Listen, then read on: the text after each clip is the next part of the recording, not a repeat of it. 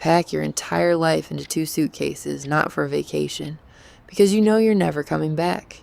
You sell the furniture, you close the bank account, you say goodbye to your mother, your brother, your neighbors, and you already know, as you say it, that you'll probably never see them again. And then, for the first time in years, you breathe easy, because there's a ship waiting, and that ship means one word: freedom. That's what May 13th, 1939 felt like for 937 people. Hamburg, early morning. The MS St. Louis, a luxury liner from the Hapag line, sits in port. Almost every passenger on board is a German Jew. Some have spent months getting to this moment, filling out forms, bribing officials, securing visas most countries no longer wanted to issue. Among them, a 12-year-old boy named Herbert Karliner.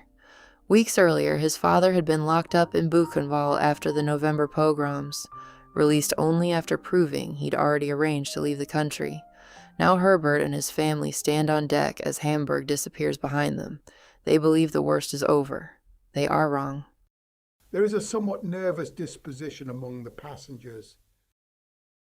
The destination is Havana. From there, the plan is simple. Enter the U.S. on a waiting list, start over. The paperwork is legitimate, issued by the Cuban consulate, $150 a page. Captain Schroeder has ordered his passengers not to speak with him directly. Not out of indifference, but because Gestapo agents are working his own crew, watching every interaction on board. He watches the families, he watches the children, and he starts to worry. Not about the Atlantic ahead of him, but about what's waiting on the other side. He's right to worry. 5 days before the St. Louis even left port, Havana had hosted the largest anti-Semitic rally in Cuban history, bankrolled by a former president, with a speaker telling the crowd to fight the Jews until the last one was gone. By the time the ship docks in Havana on May 27th, the political ground has shifted under the passengers' feet. Cuba declares their entry documents void. No one is allowed to disembark. 937 people, and they can see the shore. What follows is days of waiting, negotiating, hoping. One passenger in despair slashes his wrists. He's rescued and becomes one of the very few allowed to leave the ship. In the end, 29 people are permitted to land in Cuba, 22 with valid visas, a handful with other paperwork, and the man who tried to take his own life. The remaining 908 stay on board. On June 2nd, the ship is ordered out of Cuban waters. It turns. New heading, northeast, Florida. This is the moment that defines the whole story. The ship sits off the coast of Miami. The U.S. Coast Guard circles the liner, not to help, but to make sure no one jumps overboard and tries to swim for it. Through their cabin windows, the passengers can see the lights of Miami Beach. American newspapers are covering the story. Letters are pouring into the White House. Jewish organizations offer to personally guarantee that every single passenger will be provided for. Captain Schroeder himself sends a telegram directly to President Roosevelt. Roosevelt never answers. What later surfaces from the archives? Roosevelt initially wanted to help, but his Secretary of State, Cordell Hull, was opposed, and factions inside his own party threatened to withdraw support ahead of the 1940 election. On June 4, 1939, Roosevelt formally declines to let the ship dock in an American port. Canada follows shortly after. Also no.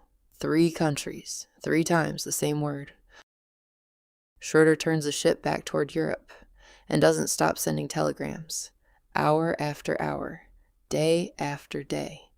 While his passengers have no idea where this voyage will end, their captain is negotiating with everything he has left. By the time the St. Louis reaches the English Channel, Jewish relief organizations and Hapag's own director have persuaded 4 European governments to take the refugees in. On June 17, 1939, they disembark in Antwerp. Belgium, the Netherlands, France, and Great Britain each agree to take a share of the 908 people left on board. Saved, or so it seems. 11 months later, the Wehrmacht marches into Belgium. The Netherlands fall. France surrenders. The 532 passengers who hadn't managed to move on in time are now once again living under Nazi occupation.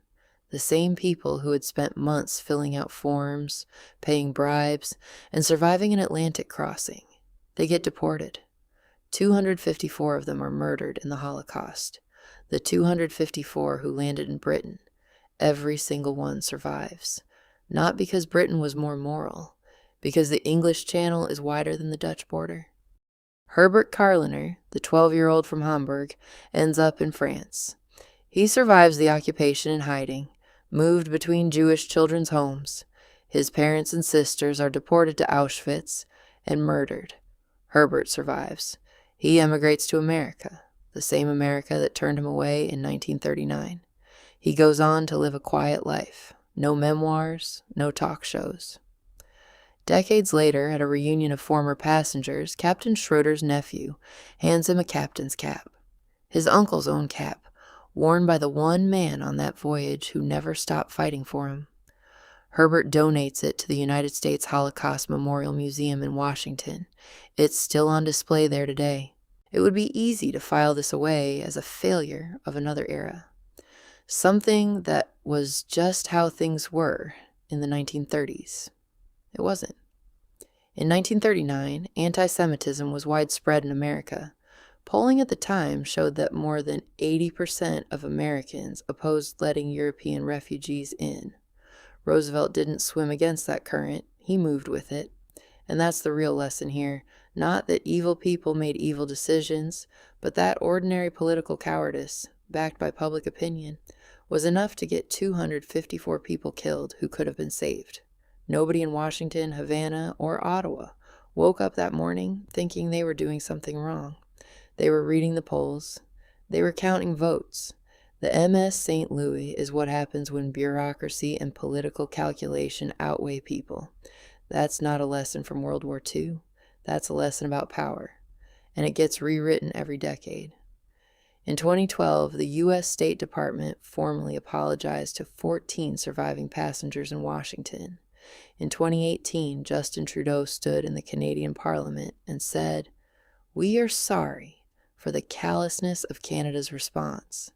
Cuba to this day has never apologized. And Gustav Schroeder, the captain who never stopped sending telegrams, who stalled his own departure from Hamburg to buy time, who did the one thing almost nobody else in this story was willing to do, was later honored as righteous among the nations. He died in Hamburg in 1959, largely unknown, not wealthy, like most people who do the right thing. Thanks for watching. If stories like this are your thing, subscribe and turn on notifications. See you in the next one.